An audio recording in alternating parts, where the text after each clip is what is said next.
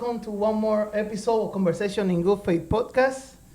After a little while, we are back with a special guest. You know, the last time we have Mr. Rigoberto, Rigo or Jessica. I don't remember. I don't remember what I was don't our remember last one. We either. check out in the content later on in the list. But today you gotta hear from a man that we talk a lot in the past here. Yeah, we've This is mentioned the him a man couple that of times. convinced me to come back to the Roman Catholic Church. No matter no, he don't know that. Yeah. So we're gonna talk about that in a little bit. But this is This is my guy. my first contact person when I came to visit San Michael after the dismiss from the other place. And after a conversation with him, here I am. But I know that he's special to me, but he's more special to my co-host right next to me. Don't be trying to My take him away wife, from me. Vanessa. So I'm going to let Vanessa to do the introduction. So today we have the honor of sitting down with Father Arlen, who I've known for well over 20 years. We're just going to leave it at that to not make us sound so, old. But I've known him pretty much my whole 20 life. years sounds old. 20 Just to years say sounds it. old? Wow. Yeah, Okay, just to thanks, say it. guys. You guys are... You got a rough crowd this morning. Somos viejos. Somos viejos, apparently. No, but I met Father Arlen before he became a priest. When he was in the formation process, he used to come over to St. Michael's and help with religion classes when we were little. So Yeah. I've known Father Arlen for a very long time, and I'm blessed to be able to say that because he is such a delight to be around and be with. And he means so much to us and our family. So thank you, Father Arlen, for Sure. wanting to come forward and share your story with us. Thank you. Yep. I'm happy to be here. Thank you. So, Father, I always say this, that we always begin like in the Bible said. In the beginning. Yeah. So we're going to talk about your life in general, your life before the The calling, yeah. during the calling, what you do now, Yeah. how God inspired your life to take the decision, and how you definitely inspire people to follow God because you did. And that's my testimony to everyone. When I came back here, everybody blamed Vanessa for me to get back to the Catholic Yeah, Church. it had nothing to do with me. And I say, you know what, guys, it really no wasn't Vanessa. They bring me back into the Catholic Church, and everybody was like, "Oh, you married her, so it's her fault." And I said, no, it's not her. Yeah. Really, it was somebody No. else. And finally, that somebody else have a face because I was, I have a conversation with Father Arlen. And after that conversation, that's when I'm starting to rethinking to come back and do confirmation and all of that. And because Father Arlen was the person that softly talked to me. And then Father Arlen came over and boom, and hit me in the head about it. And I was like, oh, okay. So, So here, we always like to, especially when clergy comes on, I always try to tell people, or I always tell them, I'm like, okay, everyone knows who Father Arlen is. Everyone knows who Father Martin is. Everyone knows who Deacon Carlos is. But no one knows the person without the title. yes. So who is, this sounds weird, but I'm going to say it Yeah, one you got- time. Yep. Who's Arlen? That felt very uncomfortable. Oh. But Well, buena pregunta. Soy hijo de Brooklyn. I'm a child of Brooklyn. And I always say that I always emphasize Brooklyn more than New York City because Brooklyn is its own.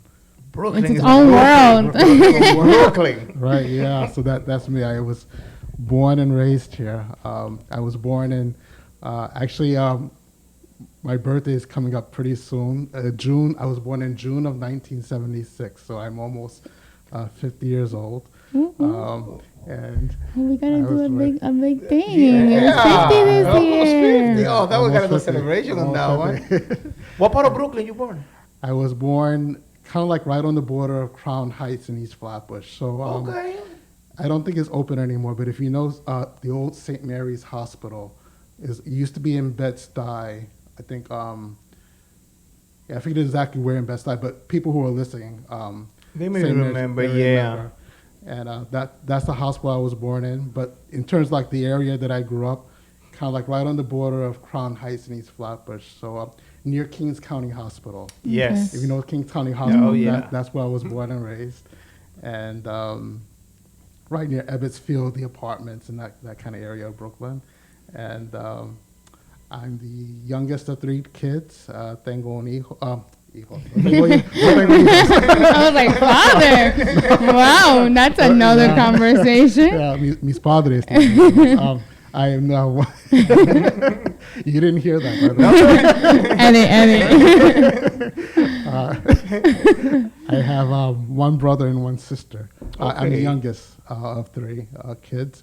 My sister's the oldest, and my brother's right in the middle. And then I'm also my mom's side of the family is from the South. My mom was born in South Carolina, and she has had 15 siblings. She's one of 16 kids. And they moved all up and down the East Coast. A few were born in Augusta, Georgia. My mom and a few others were born in South Carolina. And then some other aunts and uncles were born in Brooklyn.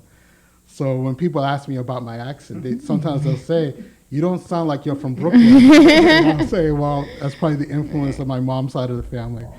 And then my dad is almost a complete opposite. My dad was one of 2 kids. He was born in Brooklyn. My aunt, his sister, was born in Brooklyn. And so that's a little bit of like the 2 strands of like that contributed to me. And but yeah, born and raised in Brooklyn, and I love being here no matter where I go. Brooklyn is always in my DNA. Yeah. Soy de Yep. aquí. And I went to St. Francis of Assisi School and Church, which is near Kings County Hospital, like somewhere over there.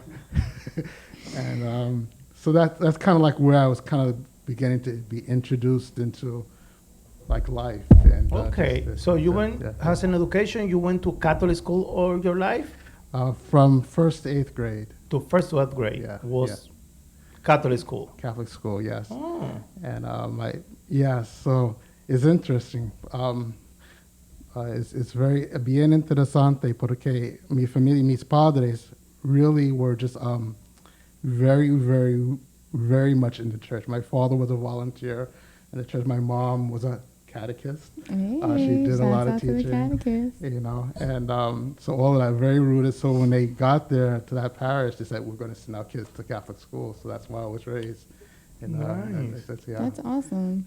So were you, how involved were you in the church when you were Yeah. young? Like, were you an altar server and like helping with the catechism since your mom was a catechist? Or were you the rebel? Well, that came a little bit later. That did come a little bit later, but I was an altar server, a lector. I did lecturing for a little while. So I did St. Vincent de Paul, like comida y ropa and clothing and all that. So I did a little bit of that. So yeah, I think, so that I was very kind of like involved with those kind of like parish ministries and stuff like that. And but as I grew a little bit older, it wasn't really a conscious decision, but it happened, I guess. And it wasn't like a big break. I mean, it wasn't like a revolt per se, but when I got to be in the 8th grade, you know, you're thinking about high schools and where you're going to go, that kind of. And there were a lot of Catholic high schools in Brooklyn and in Queens, but I remember thinking that's good, but I don't want to go to one of those. I wanted to go to somewhere where nobody knew who I was. And so I trying to build a whole new identity. Yeah. So where you went? To South Shore High School. So Flatlands Avenue and Ralph Avenue. It's I think it's one of those schools now that the building is still there, but it's not. It's not a school anymore. It's not a school anymore. I think I forget how the city designates it, but that's where I went. And wow.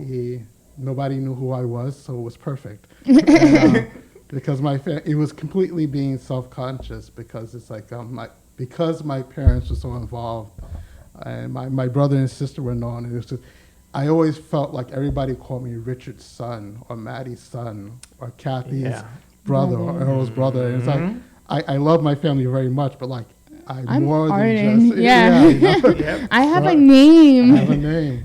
And I remember once, it was a very nice lady, but she couldn't remember my name. She said, "Oh yeah, Richie's son." She's like looking at me and talking to me. It's like, and I knew if I said something bad, I knew my mom would like, I would be dead now. I wouldn't be talking to her. But in my mind, I'm thinking like, I'm not Richard's son. I am, but it's like not my That's name. not me. Yeah. Exactly. You know, so I think that was part of like why a public high school felt attractive. So, But you know what's funny? I can 1,000% relate to that, because even here in the parish, I mean, it doesn't help, and growing up in the parish doesn't help when I started working Yeah, here, it is hard because it everything was is right related. I was right Barbara's away, daughter. I was exactly. Deacon. Even in the diocese, when people introduce me, that's Deacon Carlos. I'm like, no, I'm Vanessa. Yeah, Thank yeah, you. I'm yeah. Vanessa. Like, I'm an adult now. Like, I'm not I mean, 10 anymore. I'm 46 and this is what I'm dealing now because I'm come here Yeah, now you're Vanessa's husband. and he's exactly. Which that's fine with me, you know. You know, who's that one? Jose, Vanessa's husband. Oh yeah, Jose. Well, I mean, What it doesn't help that there's hello. 8,000 Jose's here. I mean, I have him under my contacts under Jose Vanessa. Exactly. See, you know, it works. Deacon Arturo the other day just called me, hey, Mr. Jose Mr. Garcia. And Mr. I was Garcia, like, that's what they call and he him. was like, you're not Pinero anymore, sir. You Garcia. And I was like, oh, I never know that the last name switched to that's new. And I'm like, yeah, But in no, here, you gotta know Hasa de Garcia. But So I'm I like, can Lord. I can totally relate to that, because again, we love our families and Yeah. and we Yeah. love the legacy and the right, like now as Right, adults, right. it's like, wow, we're part of something really beautiful, Yeah. and blessed to be able to say, oh yeah, but it is annoying to just like Yeah, it like is. It hi, is. I'm me though, like Yeah. get to know me, like I'm a pretty cool person. That's right, Get yeah. to know me, not just my dad, my sister, my brother, but yeah. So Yeah. you went to high school completely away from now. Created the your own Catholic identity, portion. yeah. And with a new identity, you finished high school. Yeah. How was in high school? High school was good. It was fun. High school was good. Yeah, it's funny. Yes. So it's just yes. South Shore High School. The teachers that I met there, friends that I began to meet there. It was more influential than I realized when I went through it. But high school was a very important time and good time for me. Yeah. Nice. Good. Yeah. So when you finished high school, what you did after? I, And you still out from church, right? yes. I was connected to church, but just not as active as I was. But yes, Okay. yeah. But yeah. So I think I still did. I think I was still a lector. I think at the Okay. time, but I wasn't like as plugged in. But yeah. So when yeah. when you finish high school, you're still active in the church, at least as a lector, but you finished high school. What you did after? So I went to, I think the name of this college has changed slightly, but New York City Technical College. Everything that you go to just changes. I'm not sure. That, you know, we're starting a pattern here. Your hospital's gone. Your schools are gone. What's happening? I have the kiss of death, I guess. So you went to New Your York City identity. Technical College. Yes. Right near the Brooklyn Bridge. I think it's now called New York City College of Technology. Yeah, yeah, that's the name of the. Yeah, they Yeah, rephrase the name just for Yeah. taxes purposes. And that's where I went for 2 years. So that was, I graduated from high school in 1994, and then I started college that fall. Yes, 1994. I'm sorry, when you get this old dates. They get messed up, yeah, they get messed But up. 1994 is when I graduated college, started high school. And I went there for 2 years, earned an associate's degree, Okay. and then I transferred. I did my last couple of years at college in upstate New York, SUNY New Paltz, Okay. which I quickly learned when I got there. They don't really consider themselves to be upstate New York, but because it's north of the Bronx. It's It's upstate. upstate New York. Yep. So that's where I went, and I was a major in journalism. Yeah. Interesting. So, and Yeah. This is a flip. Yeah, This is a flip. yeah. No, it was a good time. And So now, when you went into college, Yeah. because you said when you were in high school, you were still kind of involved, but not involved. Like Yeah. you went to mass, but you weren't as involved. Yeah. Now, when you went to college, because every college kind of has somewhat of a little association to something, especially when Yeah. you're away from home. That's right. These Yeah. colleges try to, they'll have either like a Catholic club or this club, or they have some type of campus ministry, even if it's not necessarily, and they'll have the little pamphlets for things around for you to go. Yeah, that's When right. you were in college, were you involved in anything faith related? Yes. It's funny. Yes. So when I arrived there at the college, because even though part of my thinking was I want to be Arlen, and I love the church, but I need my space, there was something like, it was so formed in me that one of the first things that I did when I got on campus, I said, I need to know where the local Catholic church is at. Yeah. Where do I go to mass? And so I went to the campus minister, who at that time I had no idea who a Capuchin was, or a Capuchin friar. This is where you were introduced. This is where I was introduced. Ah. And within the first week I went there, and the campus minister was one of our friars.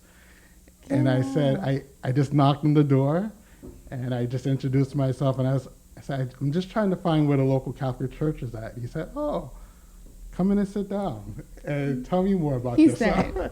Exactly. It just The went bait. right I didn't even have to put the bait out. away. He goes, this is an easy catch. I didn't even have to leave my office. He came to me. came to me, yeah, and it just worked. And so slowly over time, so that's where the connection between the friars. But I didn't immediately I listened, but it's like, and I started going to the church at the local Catholic parish, but it was slow. It was like un proceso, just a process. And that's where I met them, and the friars. But college, SUNY New Paltz, it's funny, my college had a reputation, maybe it still has a reputation now. It was known as a drinking school, party school. Really? Yeah. And that's where Father Arlen chose to go. That's right. Yeah. Tell us about Tell us about Arlen. It's interesting. God has a way of writing. Yeah. I had my ideas. God had another. I did not initially want to go to New Paltz. It was actually my second choice. Really? I really went to go to Stony Brook. Oh. And Stony Brook had a very good journalism program. New Paltz did too, actually. But it was funny. So do all the applications and everything. I'm waiting. And no letters come. Thinking maybe my application got lost in the mail. All of a sudden, the acceptance letter from New Paltz comes. And I said, okay, Stony Brook was just too nice to tell me they rejected me. So I said, okay, New Paltz accepted me. Here we go. Literally a couple of days later, an acceptance letter from Stony Brook arrived. No. It arrived. And I was like, and I didn't realize, maybe I could have just told New Paltz no anyway instead. But I said, in my mind, I'm thinking, I already told New Paltz yes. So that's why I have to go. But if I didn't go, if I went to Stony Brook, we might not be having that conversation. Exactly. Because that's where I met the friars. Listen, God has a sense of humor. This is where you're going. Yeah. But it's so many. Literally everyone that we've had here has had somewhat of a similar story that we wanted to go this way, and God was God played a little dirty. God did do you a little dirty. He was like, there. you're accepted. I'm just gonna hold this one off for 2-3 days. He was like, let me send you this one first. the college with the parties and the drinking. Oh yeah, you're gonna have fun. Yeah. I'm gonna hold to this one down. I gotta call USPS really quick and say, no, hold this one down. Hold this really one a quick. little longer. Yeah. So that I can tell him, go to that one. No, And then he throw you the ball and say, let me see how he gotta do. Let me sing this. What he gotta do. Here's your dream. Here's your dream. You Pick. could have had it. You had to be quicker than that. You know that commercial of the guy with the dollar and you're trying to grab it? That was God playing with you. That was God playing. Yeah. So you get your first contact in college, Yeah. and of course, not everything happened night to the morning. Yeah. So I believe it was a process of having the first conversation, a second conversation, Yeah. more information, regardless of, okay, this is Yeah. maybe something that I look. But Yeah. when was the day that you just Or the said, experience. yeah, that what was you the were like, experience and the day that you say, this is what I want. this is what I want, this is what I'm taking? Yeah. Probably at my cousin's first communion. Um, yeah, which was probably maybe 1999 or the year 2000, somewhere around that time. But it's interesting because when I was in college, sometimes people ask me, so, did you ever date? Did you ever want to get married? And I thought about marriage a lot when I was in college, and I actually dated when I was in college. I had a Diana was her name.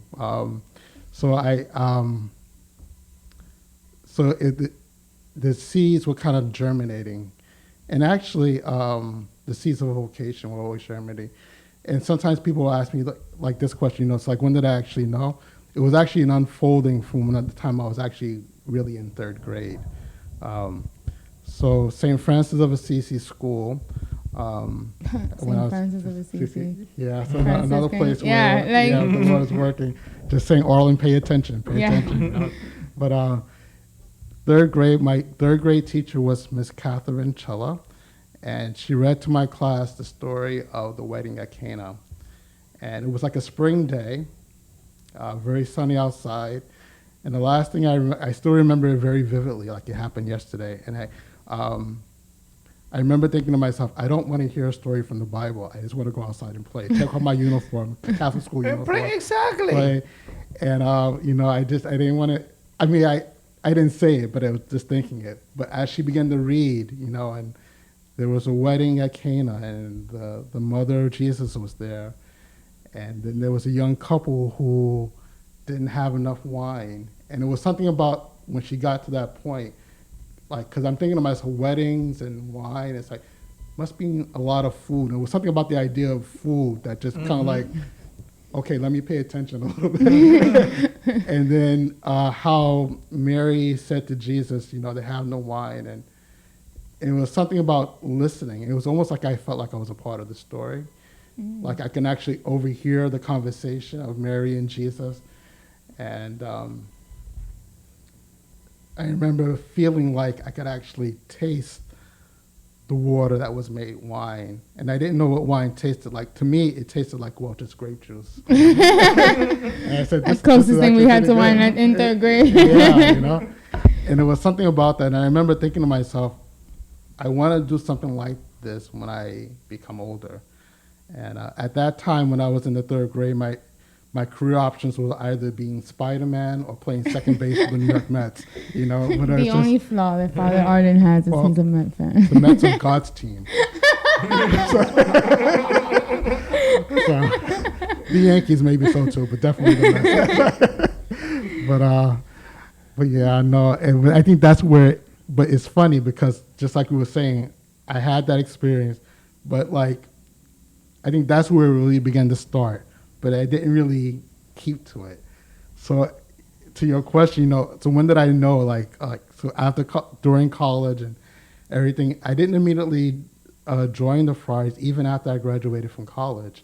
I actually began working in my field. A lot of college graduates don't get a chance to do that. I got very lucky. I began working for the diocesan newspaper here in Brooklyn, the Tablet. The Tablet. Oh. So I had a few odd jobs in between, but I remember, and I always say this, I don't know where I got that inspiration from, but I remember at one point I wrote to the bishop, who at that time was Bishop Thomas Daly. And I remember I was looking for work like everybody, and I just said, maybe the bishop will know of a job in the diocese. And I figured, so I sat down, wrote a letter.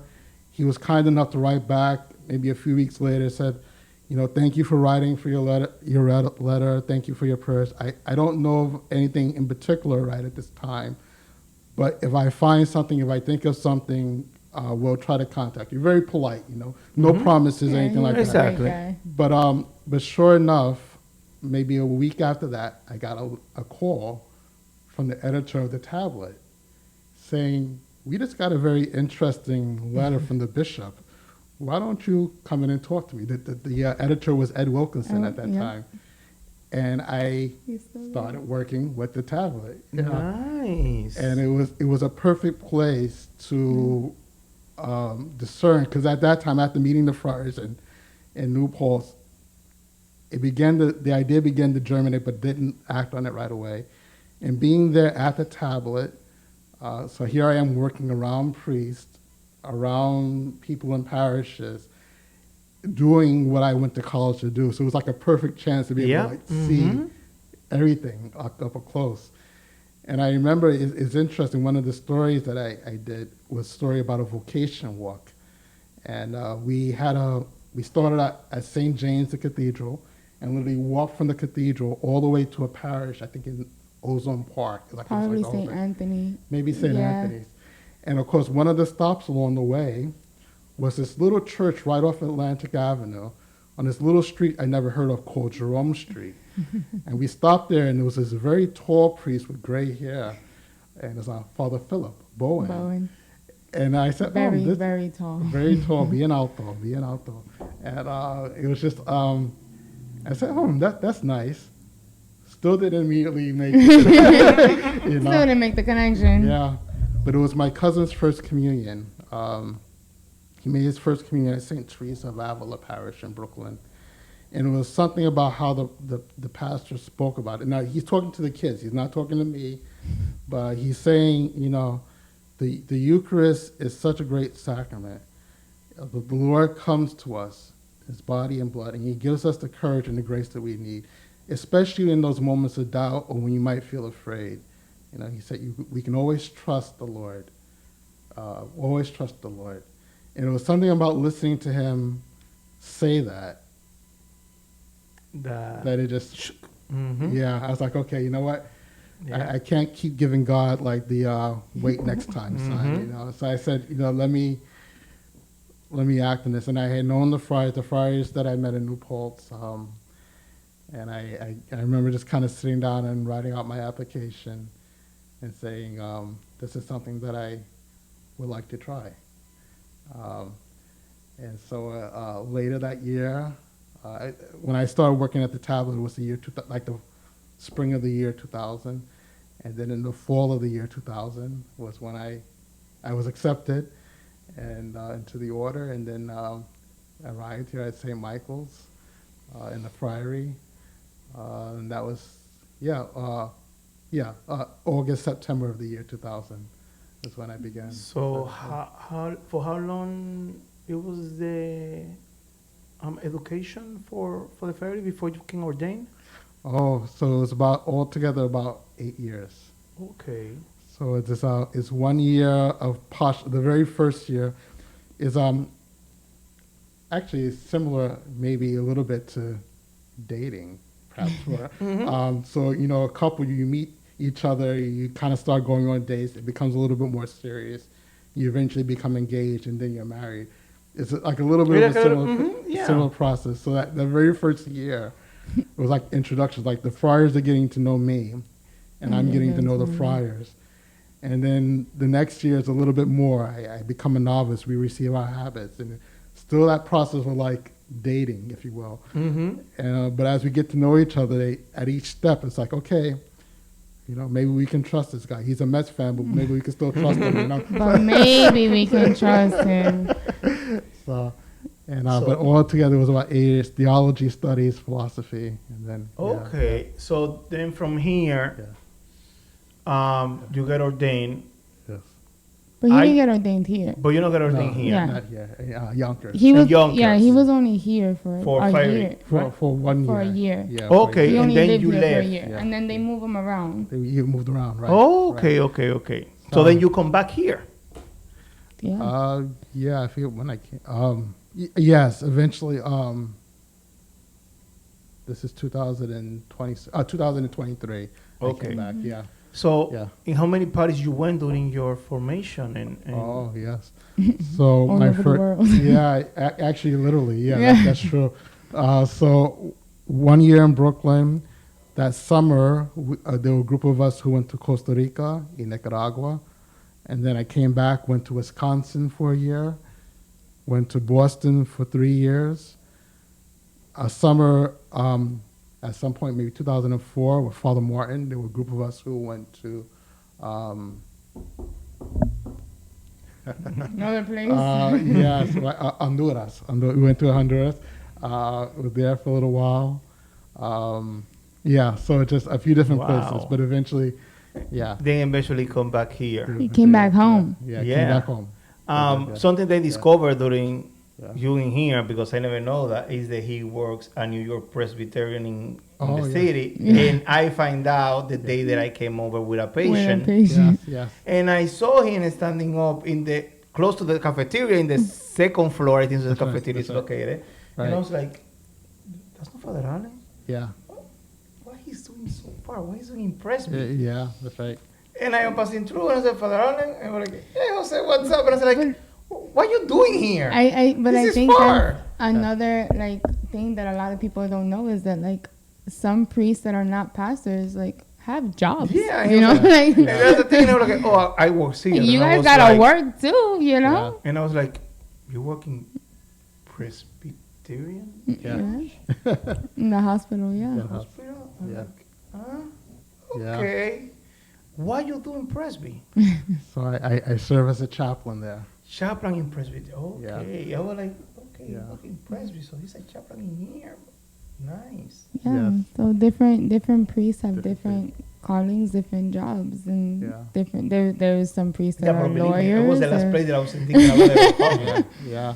You know, I know Father Martin is here. I know that Father Gerard is in school. Yeah. And I was like, yeah, what is Father Martin looking? I believe that he was in all different agencies doing, you know, the community stuff that he's do before and things like that. So I was thinking, Yeah. until I just show up, I have a partner with me, and and we just driving over, and I was like, Father Arlen, and my friend was like, You know that guy? Yeah. do you know the priest? And I'm like, yeah, he's my friend. He's from the congregation that I go. Yeah. And he was like, Yeah. so what he's doing here? And I'm like, I don't know. I'm trying to find out myself. Yes, right. I remember that. Yeah. I So remember Yeah. that. what is it like being a hospital chaplain? Because I can imagine that it is beautiful but challenging at the same time, because you can meet people in different walks. You meet people that are, you know, just sick, not feeling well, going through a procedure for surgery or something major but not major. And then you can have people obviously that are end of life care. Right. And then you have to Right. kind of counsel those families too when they do lose someone. So it's a roller coaster of emotions for sure. It really is. Yeah. And I'm honestly like I couldn't think of a better person to do it, To do because what I again, do. Father Arlen is just like the softest, sweetest priest that I think I've What I ever met in my mean, life. He tried to was- threaten you. He really Oh, no, did. yeah, no, I know he tried. I know he tried. He The threat tried. was so soft that I He was just like, tried. "You're so sweet." Like, so I introduced Jose, and I'm like, Father Arlen, this is my boyfriend, Father Jose. This is my boyfriend Jose, and he was like, you better treat her right. And like he tried so hard for like the Brooklyn to come out, but he said it like so like you better treat her right. And he was like, and I was like, he tried. Like, it was so cute. He tried, Father. No, but I know that the chaplain just is stressful when it's in a hospital, because you're dealing with the patient's families. family, the staff. Yeah. Yeah. Because the staff sometimes is tougher Yes. than patients and patient's family. Can be. Yeah. And Father Arlen was dealing with those staff under a crisis, because I was there. Was when the nurses went in a strike here in New York City for almost 2 months. That the people that were still working inside in the hospital, the level of stress that these people was having was 1,000%, because there was shorting staff and they was Yeah. tired. Like I seen the people's faces tired, and one of them people was talking to Father Arlen in that moment in the hallway outside of the cafeteria. That's right. Yeah. And I don't know what I was And talking but about, that's the but I thing, can too. see the face of the person talking to Father Arlen that he just was drained, Yeah. and he just wanted let go. Painted it Right. out. Yeah. And here you have Father Allen in the outside of the cafeteria. Like, I'm And just on the trying to get side, my you know, lunch. the little tables. Yeah, exactly. I'm just trying to get my lunch, man. I just want to go and get lunch. But no, Yeah. they was standing up talking there Yeah. the whole entire time. And I was like, Yeah. yo, that's a calling. Yeah. Yeah. That's a calling because it will be me and I will be, I understand you, buddy. But Oh, it's the my food- lunchtime. The food getting cold. I gotta go and get it. And I will keep walking. Yeah. But no, it, So it how- was a tougher situation. How is it being a hospital chaplain? What are the, Yeah. I mean, obviously there's 1,001 challenges, so we don't have to necessarily go into that. But like, I mean, again, Father Arlen is kind of like wherever God throws me and puts me, that's you know, he's very obedient, Yeah. like very Yeah, I know. obedient. Well, the struggle sometimes. The struggle, but that's real. Yeah. But yeah, because I know your schedule is insane. Yeah. You don't get much sleep at all. No. not The always. travel time alone is a killer. Yeah. So, but what is it that, aside from that's where you need to be right now, but what is it that keeps you going? Because you give it 1,001%, and you make it work. And I know that it's rewarding. I know that person, once they walked away, Oh, they no, felt yeah, better. he felt Because complete- even if you don't say anything, Yeah. just being able to vent it out and have someone that is like, yeah, I feel you, I understand you. Because you kind of become a therapist at that point too, Yeah. right? That's You're right. you're Yeah. a chaplain, So you're a therapist, you're everything. How is that life inside Chaplaincy Hospital? Because you Yeah. weren't always a chaplain. No. And that was just when you came back, the new assignment from when you came back here, Yeah. right? Okay. So I've served in parishes. I've done formation work. So other guys were entering the order. I was like a director of guys studying to be friars. I did that a little bit too. But He's yeah, worn many different hats. many different hats. Yeah, and but it's funny because talking about how God will sometimes direct us. I hated hospitals as a kid. Hated them. I'm still afraid of needles. yeah. I cannot get a needle, even a flu shot. I can't. You're still, and I'm yeah, I working can out. imagine it. Like, Brother Allen, you need to get your flu shot. You gotta get your flu shot. And we're like, then we can talk about this for 1 minute. Let me talk to you really quick. Yeah, sure. I had asthma as a kid, and so I remember my mom. Every night, anybody who knows asthma, right? So you had The worst thing. the worst thing, and it used to flare up. And I remember my mom, middle of the night, going right over to Kings County Hospital, or having to get immunization shot, all the shots we have to get as kids, all that kind of thing. And it was just so intimidating. And so I think that was where like the the fear of hospitals came in. But I remember as a novice, one of my directors said, let's look at that.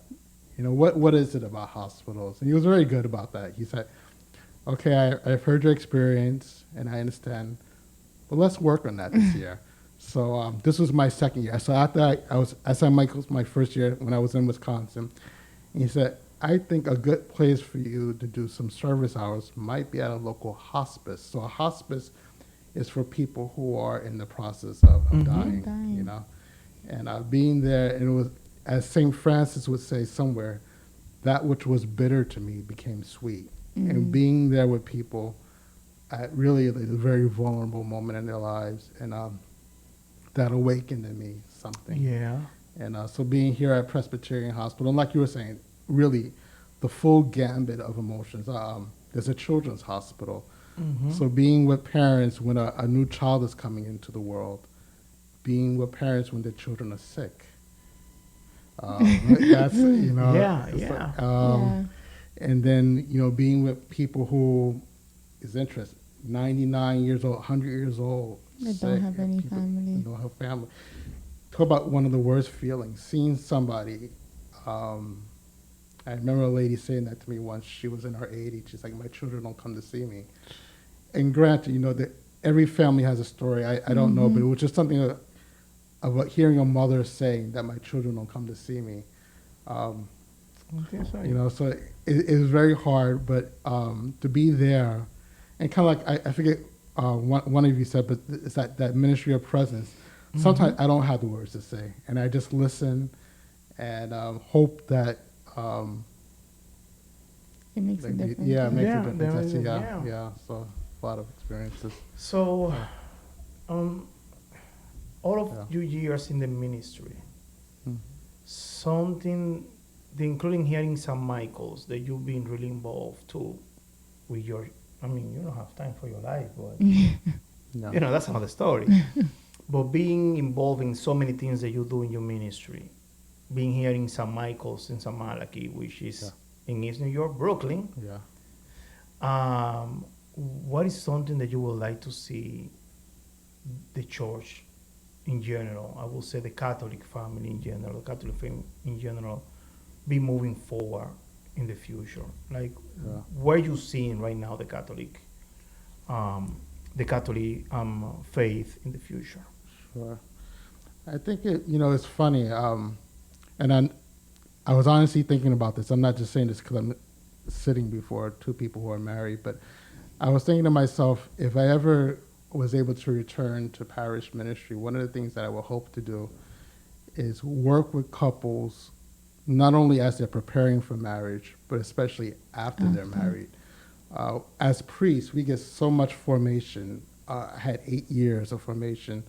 And then even after I was ordained, there's things that the diocese or my religious order would do to support us. And I was just thinking to myself, married couples could probably use that too, especially in the first few years, because, and there are places that do it well. I think Father Marty obviously tries to do it here, supporting people who are married, but just to your question, like supporting people in those first few years through their marriage, when questions come up, difficulties, how do we support married couples? The church, for as important of the role as priests play, the stability and the growth of the church, actually, in my opinion, really begins with the stability of families. Mm-hmm.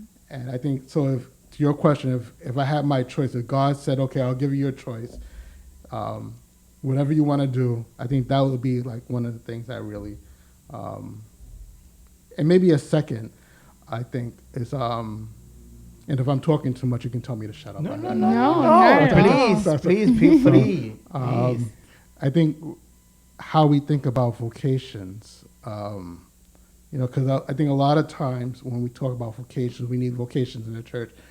We'll say we need more priests and we need more sisters, and that's true. But a marriage is a vocation. Mm-hmm. The diaconate is a vocation. I think deacons get left out. I think, but deacon, that's a vocation. So, but you don't have to be a priest to be following the call of Christ. You just have to believe and allow God to. My third grade teacher had such an effect on my life, and she has since died, and she wasn't able to see me become a priest. But the very fact that she took time to read my class, the story of the wedding at Cana, her vocation as a teacher touched me, and it was like a little seed that germinated and grew. And so I think having people know that we're a family together responding to vocations, that would be another thing I think I would, and like, again, I realize we all do that. Father Marty does it here, obviously, but I think it's, something I would think about. Definitely after this conversation, I got to put Father Arlen in my list too. When I have Deacon Jacob and Deacon Arturo. So Jose blames you, Deacon Arturo, and Deacon Jacob for you guys are in my blacklist completely. I saw Deacon Jacob yesterday and hugged him, and I was like, I love you, but no, just to let you know, you're still in my list and you're coming out for now, because I know you're working on something on, and he was like, I am, and I was like, okay, bye, I'm out of here. I don't know that you had such an impact on Jose doing his confirmation, and just right now, but you were the one that sparked the thought and the conversation that he later on had with me, because I never pushed him towards it at all. After the whole situation happened, I told him, I was like, I don't care what you do, but you have to have a relationship with God. So either go find another church of that denomination, go find another denomination, figure it out, but figure it out quickly. That was all that I said to him. And when we came back from vacation or whatever, from the from the cruise. It was like in August or early September that you guys. I don't even know how it was that you guys started talking. I think it was probably one I Sunday think after so. We met up mass in or the church. something. No, I think so. It was something happened on mass. Father Arlen wasn't serving on the mass. He just was sitting down. Right. I think you guys Everything just finished, started everybody a was leaving, and we conversation. just starting to talk. Yeah, And then was when you you started started to talking to him about it. Yeah. And then Father Gerard, like later on, had pretty much the same conversation, but in a more aggressive tone. Yeah, no, I was changing a light in the front door, and he just stand up behind me, and I was like, "Hey, Father Gerard, what's up?" Yeah. I'm like, "How the light is working?" I say, "Oh, it's good. We're working on it." And he was like, "Good. So what about you?" And I was like, "What about me? I'm changing the light." And then the conversation started he was there. But like- you were the one that really sparked it, and inspired the conversion. Yeah. And so thank you, Oh, yeah. because Yeah, you didn't know that, but he tried to do it just right now again. he didn't say anything. Oh, to yes, you. he did. Yes, All he he did. did was say that the diaconate is also a calling that We deacons started to get. mention all the calling. He mentioned diacon, and right away that was like, I got you. Like he just tried to do it now again. That's what I said. Yeah. Wait, Well- listen, I have. Is it working? Married couple. Yeah. So what is me like Deacon Arturo, He's very Deacon subtle. Jacob, Father Allen, Father Jose, like all of them. I'm starting to put in like in a little things when I gotta be like, Jose, what you think? I don't want to talk to you. I don't want to talk to you. I don't want You to could never tell Father Arlen And you don't this want is to the talk thing, to I him. cannot tell him no. I You can see? maybe, the other ones, I can like push them. But I cannot say no to Father Allen and say like, we're just talking right now, and this interview, he throw it right in there, and I was like, here we go again. he was doing it He did again. not do such thing. Yeah. So Father Allen, what I can say is thank you Oh, yeah. for open and show to the people that listen and see this podcast who you are, a real human being like any other ones. They receive a God's calling, Yeah. and they have his up and downs to get where you are. Sure. That is normal. For people don't understand Yeah. Yeah. that your type of calling or the type of person that you guys are as a ordained minister of the Lord is coming from being a normal human Normal being, be person. touched by God somehow. Like it. In your case, through your first communion, Your cousin's first first communion. communion, Yeah. and you just starting from there serve God. Yeah. Some people believe there is way more than that, Way more complicated. way more Yeah. complicated than that when it's not. Yeah. But thank you for really show those people. They Yes. know that when God give that call, it's so simple. Then just 8th grade give you the story of the wedding of the canon, and you no matter you want to go and play in the park, you will be like, oh, I want to listen because they talk about food in here. And then years later, after go to a college when it's parties, and you make your meet and greet about the order, and at the end, in a And then first to communion go that you call, and start forming, and you start know. forming people.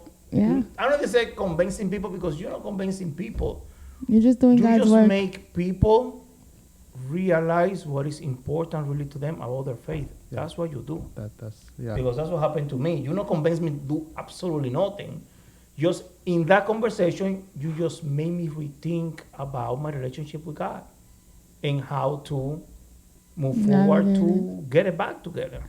Yeah. So thank you, So Father. thank And I you. think the last, what is one thing that you want to leave our listeners with, whether it's a piece of advice, your favorite quote, or something that you want people to feel or acknowledge? One of my favorites in the last few years, one of my favorite saints to really reflect on and with is Saint Joseph. So Gospel of Matthew, chapter 1, verse 18 to 25, is the call of Saint Joseph. And there's a line, so that whole passage is a beautiful one. But there's that point where the angel says, Joseph, do not be afraid to take Mary as your wife, I think that's what I would leave people with. That whole chapter, that whole section, rather, of Matthew 1, 18 to 25, the figure of St. Joseph. But I think there's something about St. Joseph that really speaks to all of us, that there are always going to be those moments when we're afraid, we might be frustrated, we don't understand what's going on in our lives. Why did God do this?